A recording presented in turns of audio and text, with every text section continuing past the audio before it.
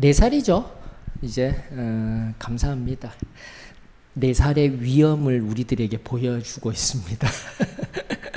나도 예배 드릴 수 있어요 하며 나온 또 그 귀한 걸음 하나님 앞에 감사를 드리며, 또 날씨가 많이 더워져서 힘이 듭니다.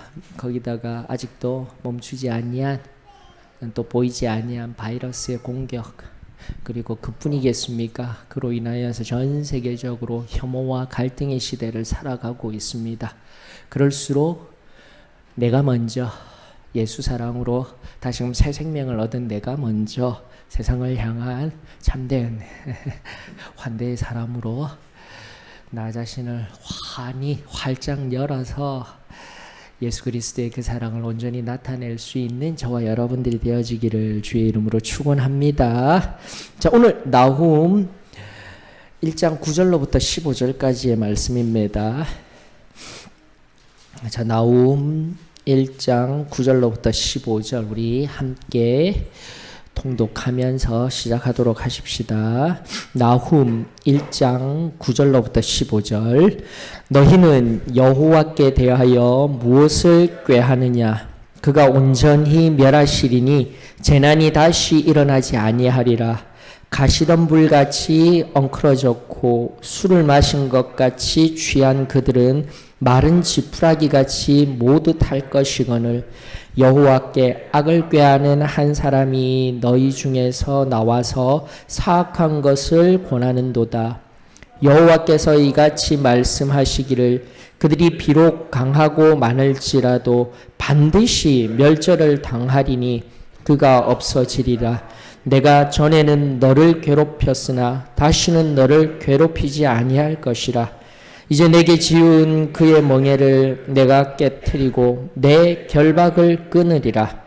나 여호와가 내게 대하여 명령하였나니 내 이름이 다시는 전파되지 않을 것이라. 내가 내 신들의 집에서 새긴 우상과 부은 우상을 멸절하며 내 무덤을 준비하리니 이는 내가 쓸모없게 되었음이라. 볼지어다 아름다운 소식을 알리고 화평을 전하는 자의 발이 산 위에 있도다. 유다야 내 절기를 지키고 내 소원을 갚을지어다. 악인이 진멸되었으니 그가 다시는 내 가운데로 통행하지 아니하리라 하시니라. 아멘. 예언서 어렵지 않습니다. 그렇게 우리 전제를 가지고 또 주시는 말씀 그리고 해석하게 하시는 성령의 감화 감동 오늘 여기에 있습니다. 우리 또 믿음으로 고백하며 귀한 말씀들 속에 하나님의 사랑을 은혜를 경험할 수 있기를 원합니다. 예전에 우리 아이들과 종종 시청하던 예능 프로그램이 하나 있었어요. 아는 형님. 아는 형님이라는 예능 프로그램이 있었는데 거기에 키 큰 예전에 농구 선수였던 분 있죠? 서장훈. 그렇죠. 서장훈이라는 그 분이 그 예능 프로그램에서 늘 한마디씩 던지는 말이 있어요. 아무 의미 없다. 아무 의미 없다. 아무 의미 없다. 제가 왜 이 이야기를 드리냐면 사람을 만나도 아무 의미 없을 수가 있고요. 내가 어떠한 시간을 보내고 있음에도 불구하고 의미 없는 시간을 보낼 수도 있고요. 지금도 우리에게 적용하고 또 오늘 우리 그리스도인들에게 적용했을 때 예배의 자리에 있다 할지라도 아무 의미 없이 있을 수 있어요, 여러분들. 이게 무슨 말이냐면 오늘날 의미가 있다 없다라는 것은 바로 나라는 내 존재가 다시 한 번 더 어떠한 철저한 대상 속에서 내 의식에 깨달음이 있게 될 때 어떠한 지금도 예배를 드리면서 나 말고 다른 누군가가 있죠. 예배 중에서는요, 여러분들이 항상 생각하셔야 될 게 뭐냐면은 다른 그 누군가는 목사님도 아닙니다. 어이구 오늘 관현악 그 찬양의 악기의 소리가 너무 좋아. 그것도 아닙니다. 예배 중에요. 나라는 내가 철저하게 대상이 되어질 분은 오직 한 분. 하나님이셔요, 여러분들. 이걸 우리가 잊어버리면 안 돼요. 나와 지금 하나님 앞에서 나는 철저하게 예배 드리는 자로 서 있게 되며 하나님이 철저히 예배 받으시는 분, 이러한 두 관계가 온전히 이루어지게 될 때 그 예배는 나에게 의미가 있게 되는 거예요. 목사님이 설교를 하시고 가르쳐 주시고 또 나아가 성가대가 아름다운 찬송을 부르고 누군가가 독창을 한다는 것은 과정일 뿐이지 그 모든 과정 속에 진정한 의미를 찾아야 할, 지금 내가 찾아야 할 유일한 대상은 예배 중에 우리의 이 모든 생각과 지금 내가 올려드리는 찬양, 지금 내 자세 하나하나를 바라보고 함께하고 계시는 하나님께만 초점이 맞추어질 때 바로 그 예배는 의미가 되어지는 거예요. 사랑하는 성도 여러분, 다시 한 번 더 예배 안에서의 그 시간 속에서 또 때로는 공간도 중요합니다.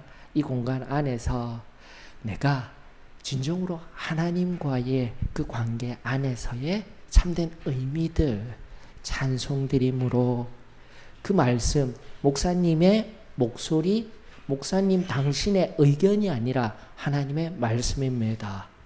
전혀 달라지게 되는 거예요.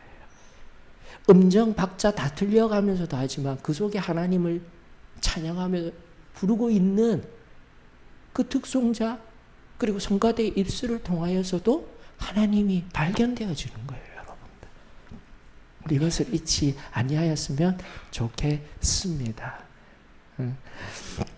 자, 그럼에도 불구하고 예배 이후에 그리고 다른 삶의 자리에서 내가 서게 되었을 때 여러분들은 어떻게 특징 지어지냐면 어쨌든 세계 너라는 존재와 항상 관계를 맺을 때 내가 의미 있는 사람이 됩니다.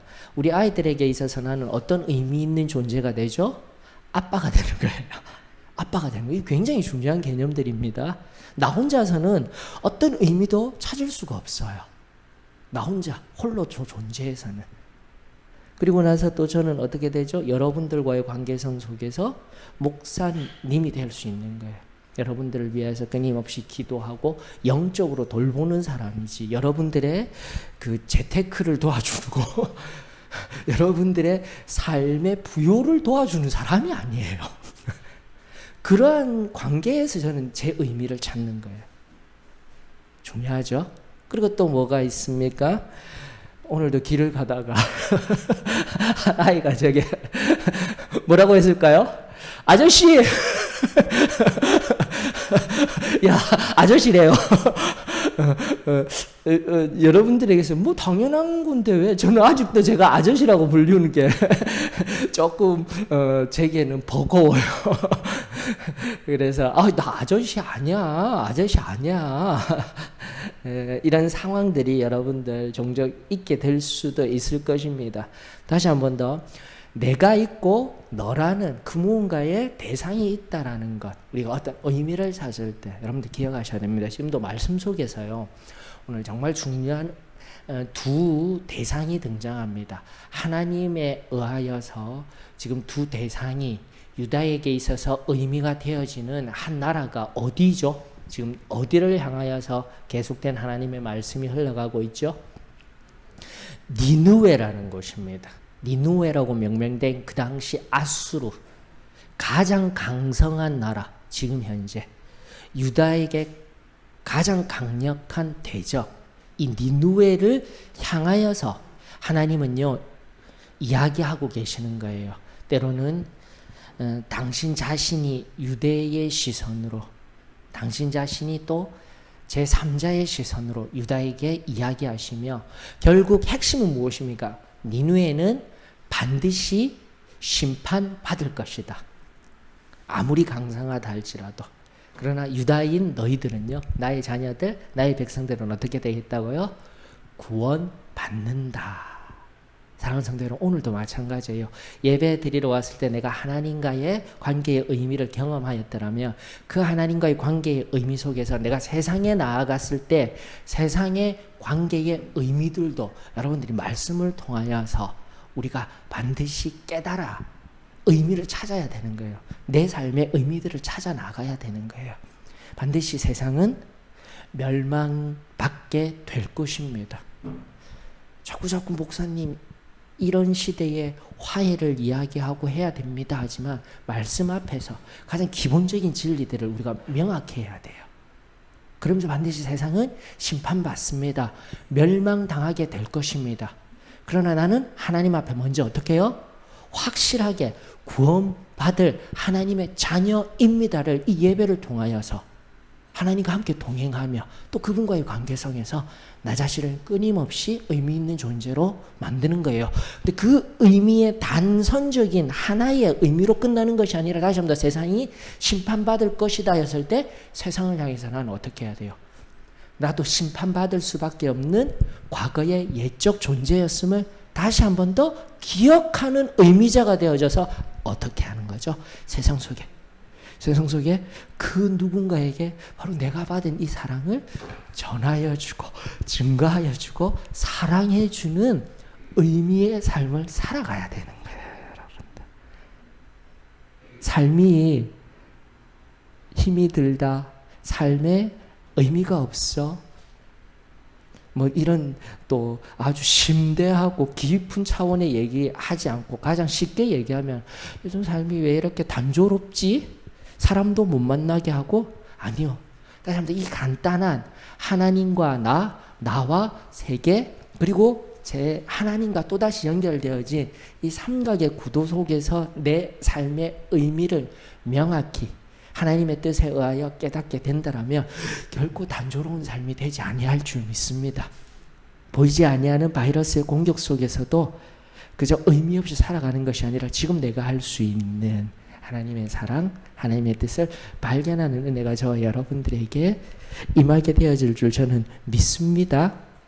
자, 그런 의미에서 다시 한 번 더 9절에 의미하는 바 너희는 여호와께 대하여 무엇을 꾀하느냐 하였을 때 여기서 너라고 되어진 2인칭은요. 니누에를 향한 경고이기 때문에 니누에에게 하였다 하였지만 아닙니다. 여기서 너는 유대에게 하는 거예요. 예. 중요합니다. 성경을 바라보면서도. 그러니까 이제 10절에 보게 되면 그들은 하면서 3인칭의 그들이 니누에가 되는 거예요. 아수르가 되는 거예요. 그리고 우리가 항상 말씀을 바라보면서 9절은 또다시 재난이 다시 일어나지 아니하리라 이런 말씀 속에서 자꾸 연결성을 찾으셔야 합니다. 자, 그러면서 꾀하느냐, 무엇을 꾀하느냐 했을 때 이 꾀하느냐라는 히브리어가 원래 첫 번째 의미가 의심하다 해요, 여러분들.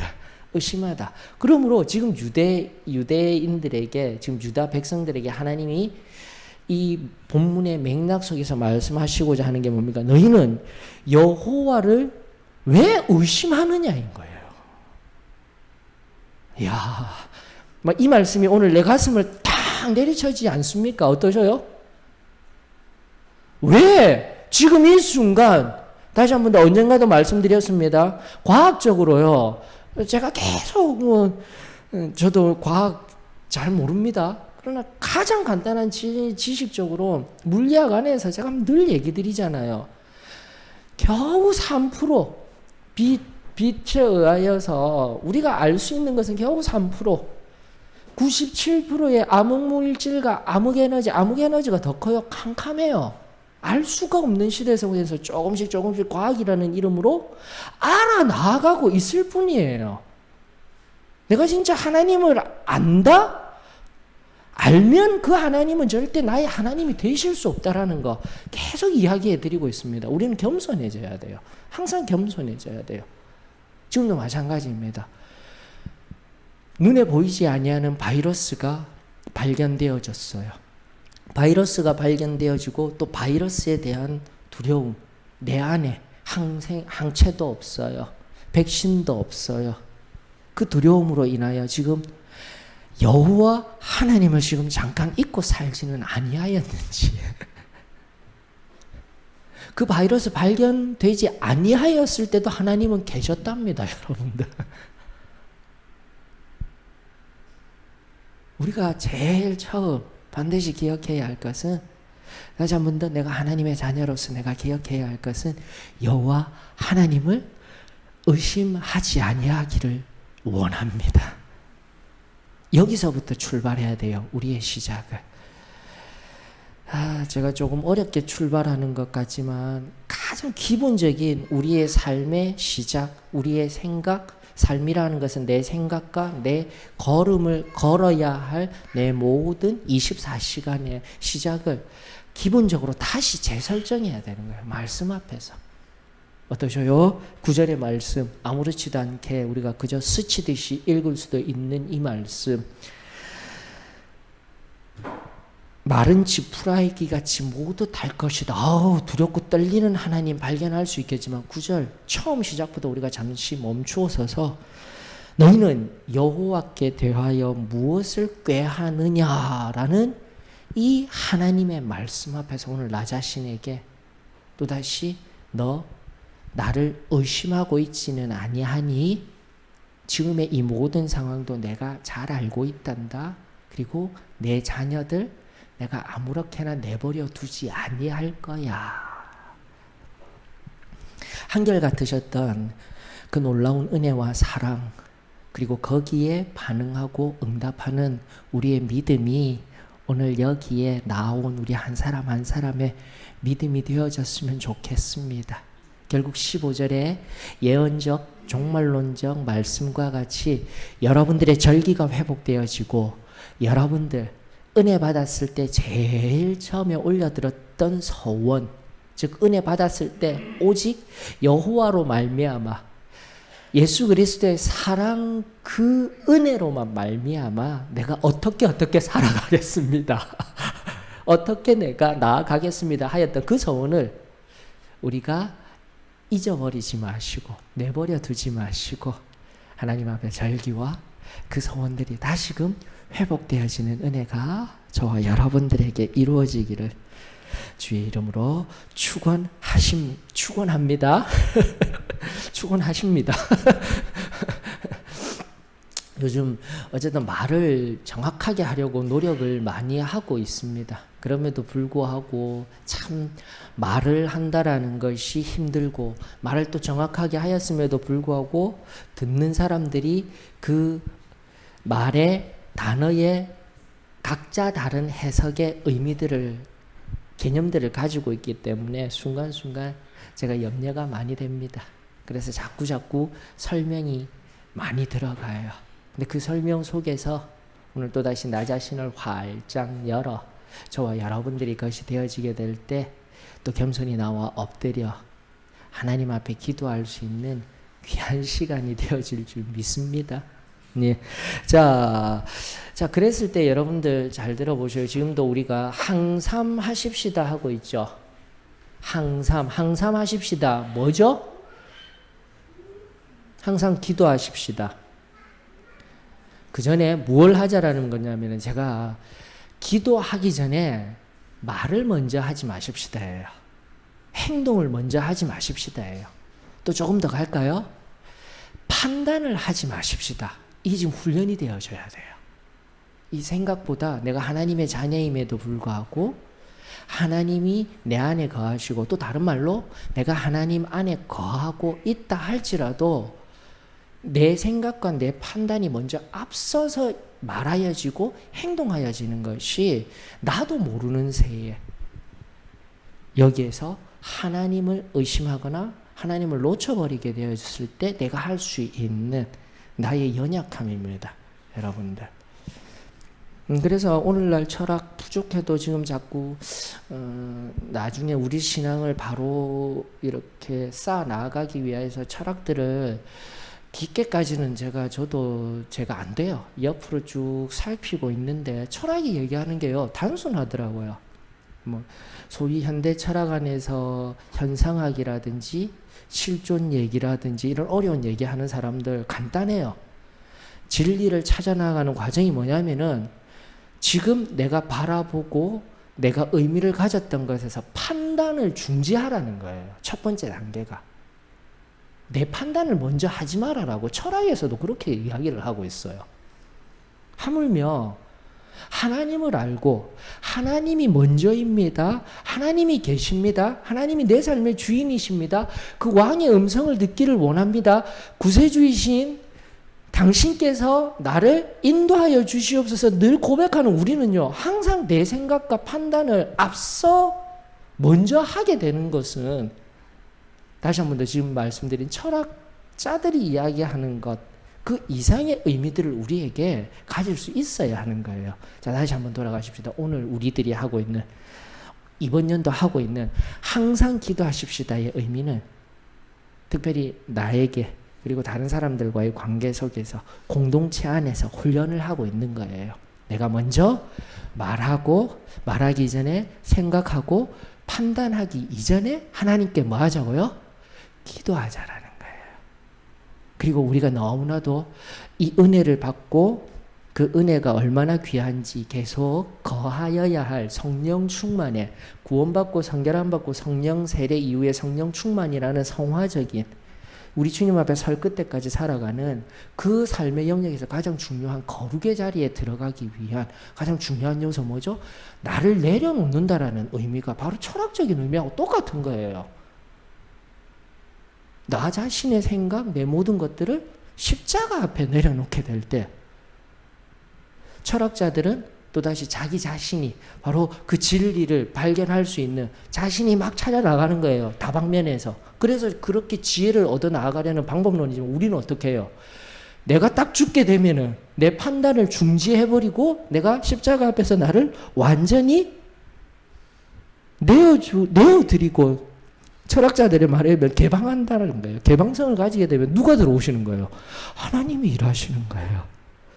예수 그리스도께서 내 안에서 사셔서 나의 모든 생각을, 나를 주장하시고 나로 그분의 뜻대로 살아가게 하시는 것. 이것이 승리의 삶입니다.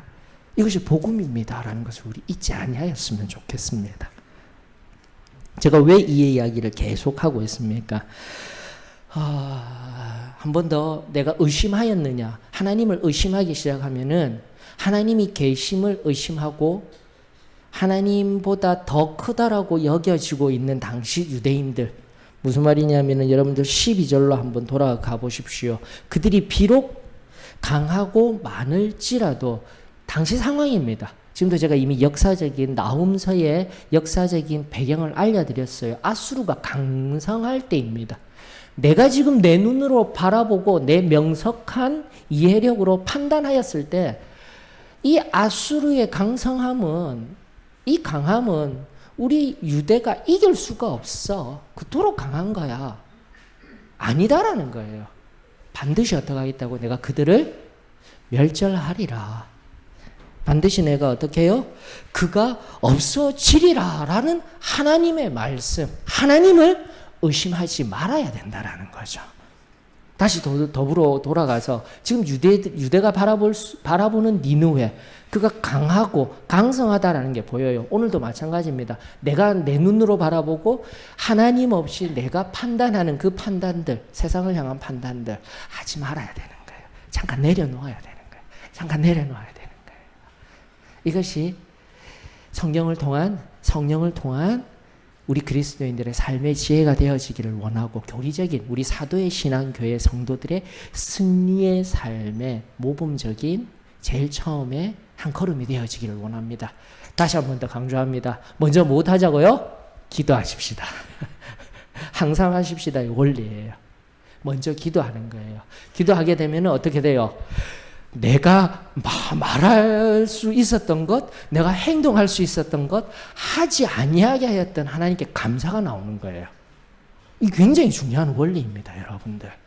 그리고 하나님의 뜻을 발견하며 적극적으로는 하나님의 뜻대로 말하고 행동할 수 있도록 나를 빚으시는 거예요. 그리고 나아가 또 깨달음이 있게 되는 거예요. 혹시라도 내가 사람이기 때문에 그럴 수 있어요. 나는 늘 내 판단에 의하여서 먼저 말하고 먼저 한 행동이 있었어요. 그런데 기도 때에 들어가게 되면요, 그 말과 행동, 대상을 가지고 내가 판단하고 했던 그 대상을 자, 성경 말씀과 연화해서 보게 되면 기도 때에서 내가 나 자신이 완전히 죽어져서 하나님의 음성을 듣게 되면 다른 것 아니에요. 내가 판단하고 내가 의심하였던 그 대상, 누군가가 될 수 있고 상황이 될 수도 있어요. 근데 그게 아니었어요. 기도 때 앞에서는 철저하게 어떻게 바뀌어 주시느냐, 하나님을 판단하고 하나님을 의심하게 했다라는 것으로 바꾸어 주셔요, 여러분들. 이게 은혜인 겁니다. 이게 성결이에요, 여러분들. 안 어렵죠? 그리고 혹시나 내가 아직 성결을 경험하지 못하고 계신 분이 계시다라면은 이 방금 얘기한 것들을 깨닫기 위해서 내가 오늘 작정하십시오. 간구하면 하나님의 은혜는 지금도 흘러가고 있습니다. 맞죠? 십자가의 보혈은요, 2000년대 내 흘러서 끝난 게 아니라 지금도 흘러가고 있다라니까요. 다른 말로 할까요? 복음서에 뭐 얘기하고 있습니까? 저기 밭에 감추어진 보화가 있기 때문에 그 밭을 사야 되는 거예요. 안 사는 거예요. 여기 지금 제가 아무리 말하고 있다 할지라도. 또 얘기할까요? 이 존재라는 게 지금도 목사님이 아무리 말하고 있는데 내게 아무런 의미가 없게 되는 거예요. 이것이 있습니다 하였는데도. 목사님 말도 의미가 있게 되는 게 아닙니다. 그 의미를 넘어서서 성결함 받은 사람은 이 의미가 정확하게 어떠한 의미인지 명확히 알게 되는 거예요. 알고 있어요. 여러분들. 이것이 우리가 믿는 믿음의 본질인 거예요. 거룩을 향한. 그 거룩 속에서 내가 대상을 향하여서 다시 한 번 더요. 사람에 대해서, 상황에 대해서, 세계에 대해서 판단하고 의심했던 것들이 결국 하나님 앞에 서게 되면 뭐라고요? 내가 하나님 없이 판단하고 의심한 것이기 때문에 하나님을 결국 판단하였고 의심하였다. 이게 성결의 가장 놀라운 비밀입니다, 여러분들. 그래야 했을 때 내 입술에 고백하게 되는 거예요. 하나님, 또다시 내가 하나님 앞에서 철저하게 세상과 구별되어진 자리에 들어가기를 원합니다.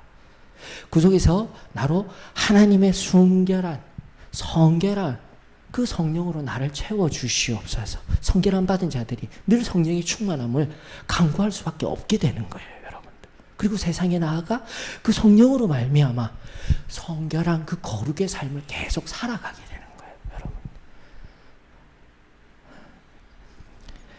제가 오늘 나홈서를 이제 여기 하나만 바라보고 정말 복음에, 그리고 우리가 가진 사도의 신앙교회가 지금 끊임없이 이야기하였던 이 진리들 하나하나 바로 이 나홈서 1장 9절 오늘 본문의 말씀 속에서요 끄집어 올려드리고 있는 거예요. 끄집어 올리거든. 그래서 이것이 이성적으로 이해가 안 됩니다. 내 판단, 도대체 이게 무슨 말이야? 잠깐 내려놓고 하나님, 내 안에 항상 내 속으로부터 이런 말씀도 이해가 되어지지 않을 뿐더러 무슨 말을 저렇게 어렵게 하시는 목사님을 향한 감정적인 찢기 같은 것들이 올라온다라면 지금 엎드리면 되는 거예요.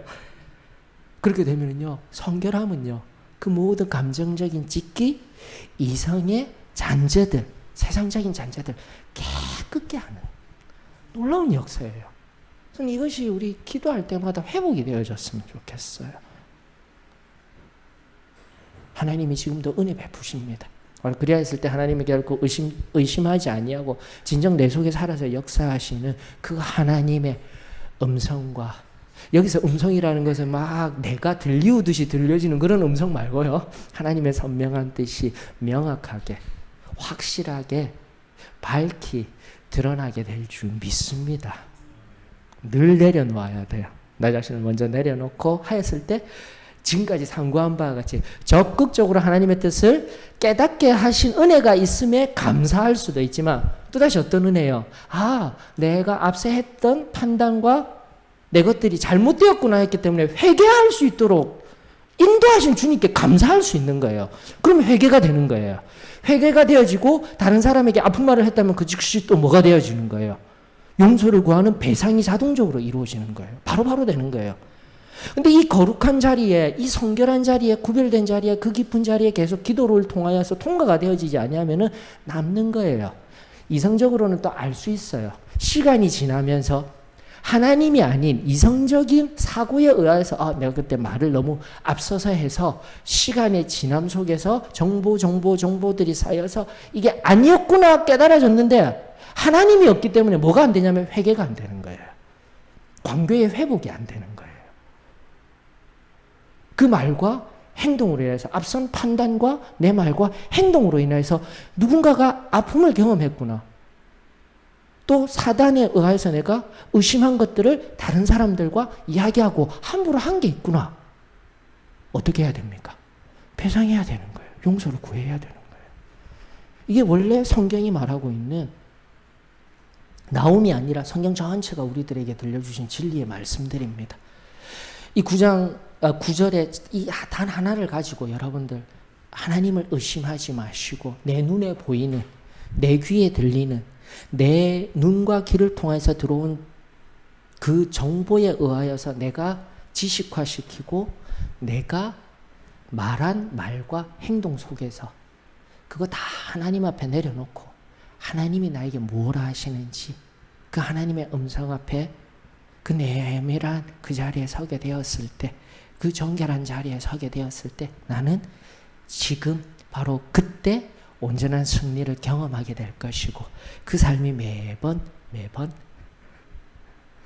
내 하루의 삶이 되므로 승리의 삶이 되는 거예요. 저와 여러분들에게 그 은혜로 충만하여지기를 원합니다.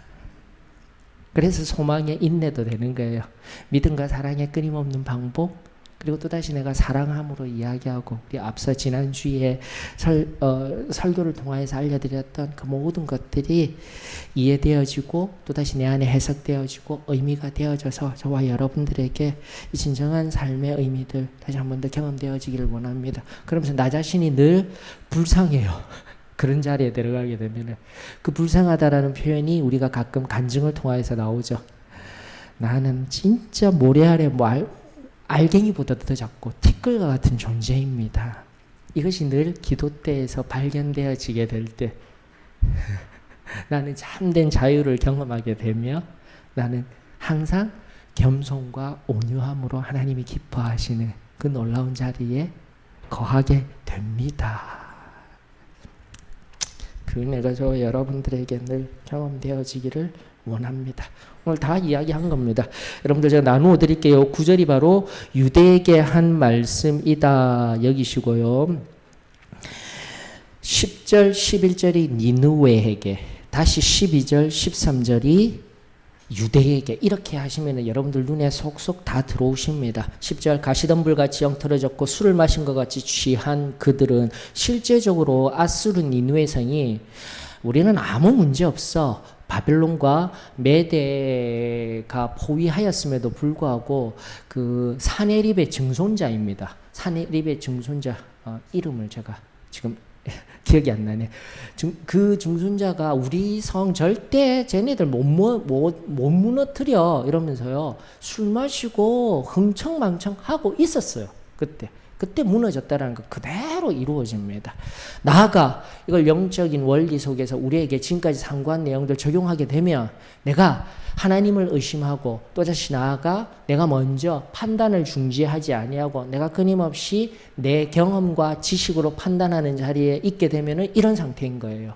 하나님의 참된 진리도 모르고 하나님의 뜻을 모른 채 휘청휘청거리듯 술 취한 듯 사는 자리에 들어갈 수가 있습니다. 술에 취하지 마라. 성령에 취한 자들이 저와 여러분이 되어지기를 주의 이름으로 축원합니다. 예.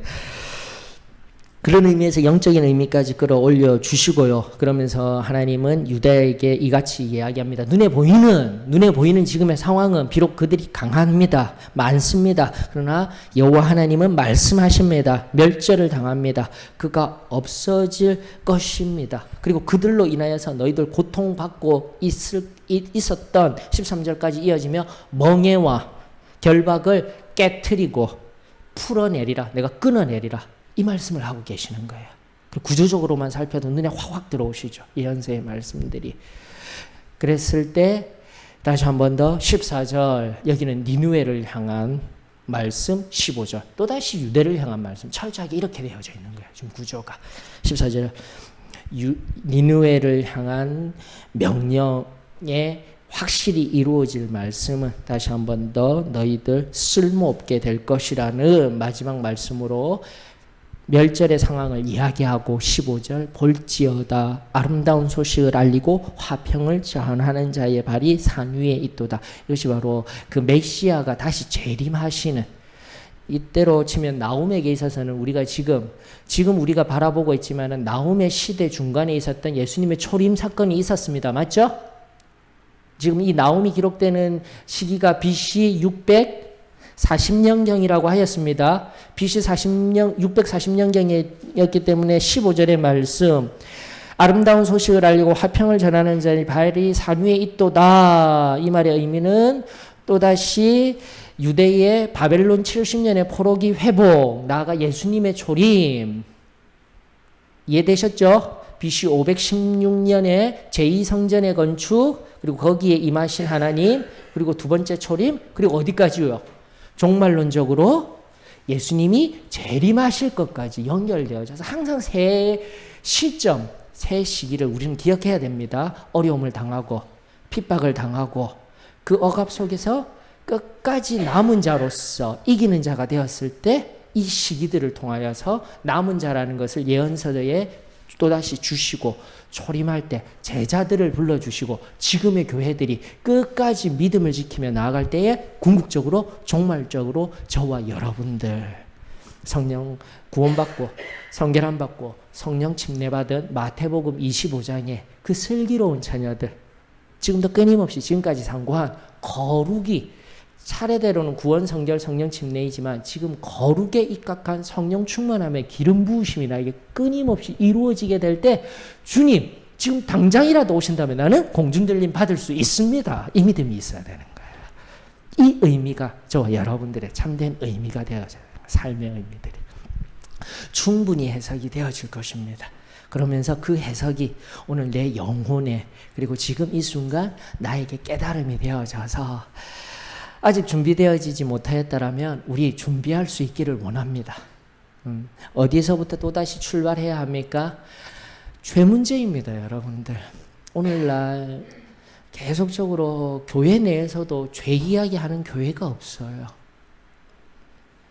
우리 옆에 죄가 있음에도 불구하고, 슬금슬금 찾아온 죄들이 있음에도 불구하고 오늘 멍에라고 표현돼, 니느웨를 통하여서 멍에라고 표현되었지만 결국은 그 니느웨, 아수르에게 엇박당할 수밖에 없었던 앞선 하나님을 버리고 하나님을 안다 하면서도 우상을 섬기고 살아갔던 당시 유대의 왕들을 통한 모습들, 특별히 좀 더 나훔서의 역사 배경으로 므낫세를 통하여서, 아몬을 통하여서 요시야가 들어서기까지 이 유대 땅에 하나님을 잊어버리고 살았던 이 지금의 시기와 연하여서 여러분들 죄로 인한 멍에였습니다.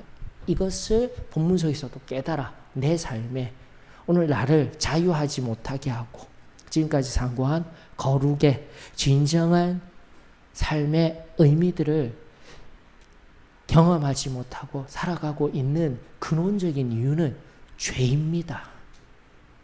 나 자신을 점검해야 되는 거예요.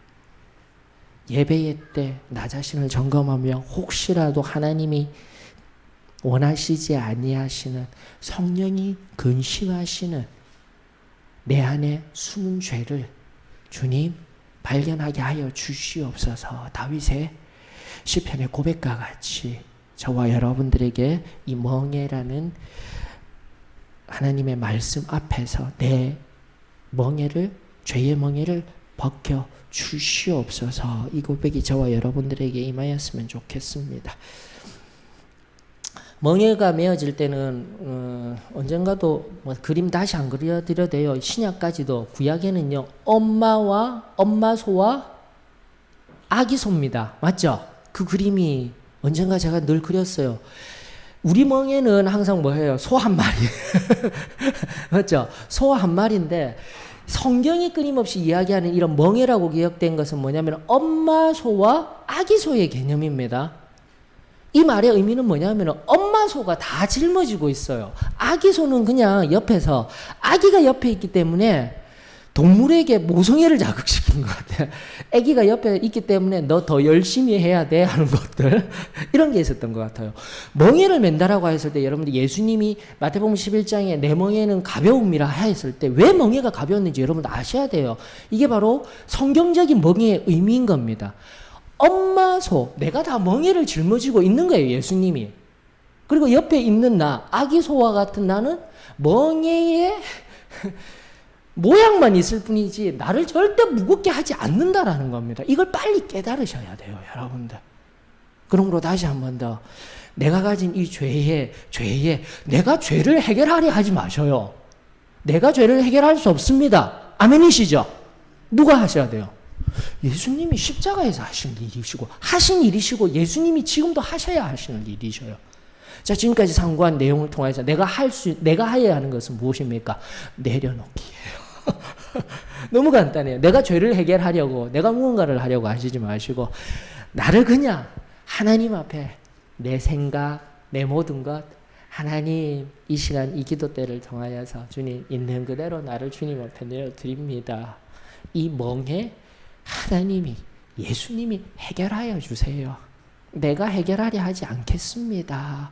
이 단순한 고백들이 저와 여러분들의 고백이 되었으면 좋겠어요. 죄 가지고 여러분들 씨름하지 마시고, 이 기도 때에서요, 씨름한다라고 표현한 내 판단, 지금도 내 생각, 아유 힘들어, 다 아는 얘기 왜 저렇게 어렵게 하셔, 그것조차도 다 없어질지어다. 그래 할 때에 성령 하나님께서 친히 찾아오셔서 살아계신 하나님의 그 은혜와 우리 주 예수 그리스도의 십자가의 그 놀라운 피부열의 사랑이 성령님을 통해서 오늘 이 자리에 임하여지게 될 줄 믿습니다. 그러면서 이 모든 그 내려놓음 속에서요, 여러분들 세상의 모든 일들, 이 당시에서는 아수르가 강성하여집니다. 오늘도 의학의 발견을 통하여서 우리가 예배 드리는 형식들 어쩌면 조금씩 바꾸어 나가야 합니다. 서로 이야기하며 바꾸어 나가야 합니다. 내용은 바뀌지 아니하더라도 지혜들을 모아 나아가야 합니다. 그러면서 하나님이 아니 계신 것과 같은 의심하면 안 된다라는 거예요. 왜 이런 상황들이 생깁니까? 왜 지금도 하나님이 계시다라면, 어제도 제가 뉴스 하나를 보고 제가 참 감명을 받는 게 뭐냐면, 뉴스 두 개가 연결되어지는데 여러분들도 다 보시고 하셨죠? 지금 미국 상황 심각합니다. 어제도 제가 또 미국에 있는 우리 또 한 자매랑 통화도 하면서 심각해요. 우리는 다만 뉴스로만 바라보고 있지만 그 폭동의 자리에서, 이 심각한 상황 속에서 흑인 소년 있을 때 누가 나갔다고 했어요? 백인 소녀가 앞을 가로막는 거 여러분들 보셨죠? 백인 소녀가 가로막는 거예요. 흑인 소녀. 그리고 또 두 흑인이요, 대화를 해요. 한 흑인 소녀는 흥분이 나서요, 폭도인 거예요. 소위 말하는. 이래서는 우리 흑인들의 삶이 변화되지 않습니다. 세상을 뒤집어야 돼요. 폭도와 같이 되어 있는 그 앞에 한 흑인이 더 나은 방법이 있다고. 폭력으로 해결하는 것이 아니라 더 나은 방법이 있다고. 더 나은 방법이 있다고. 사랑하는 성도 여러분, 바로 이거예요. 일어나는 일에 대해서는 지도자를 신뢰하지 못하고, 일어나는 일에 대해서는 이러다가 내가 죽을 것 같은 상황이기 때문에 결국은 하나님이 원치 아니하시는, 그리고 사람들도 원치 아니하는 혐오, 갈등, 폭력, 시위, 이런 모든 것들 앞에서도 하나님은 다시 한 번 더 우리가 지금 나음서를 통해서 발견한 말씀 3절에 있죠. 10절입니까? 3절입니까? 하나님은 지금도 노하기를 더디하시고 있는 것 뿐이셔요, 여러분. 하나님이 아니 계신 것이 아니셔요. 지금도 사랑함으로 오래 참고 계시기에 지금 이런 일들이 일어나고 있는 겁니다. 그래서 우리는 항상 세상을 바라보며 우리가 먼저 판단하고 생각하기 이전에 하나님의 편에서 다른 방법이 있다. 사랑합니다. 다른 방법이 있다. 당신을 결코 경멸하지 않습니다. 다른 방법이 있습니다. 내가 당신을 위해 헌신하겠습니다. 먼저 숙이고 먼저 함께하는 이러한 삶의 지혜들, 그리고 삶의 진정한 걸음이 살아계신 성령 하나님을 통해서 오늘 이 시간 저와 여러분들에게 경험되어지기를 원합니다. 다시 한 번 더 15절의 마지막 말씀, 볼지어다 하면서 시작되어지는 이 말씀들, 우리 주님께서 친히 오셔서 지금도 오실 그분을 소망하면서 예언적 종말론적인 이 해석 앞에서 내 절기를 회복하듯 예배를 회복하고, 이 예배를 회복한다라는 의미는 삶 속에 항상 하나님을 경외함으로 내가 처음 했었던 서원, 은혜 받았을 때의 그 순전한 상태에서의 하나님 사랑하겠습니다. 내가 내 이웃을 사랑하겠습니다. 세상을 사랑하겠습니다. 아버지만으로 족합니다. 이 절기와 소원이 오늘 말씀 앞에서 저와 여러분들에게 회복되어지기를 주의 이름으로 축원합니다.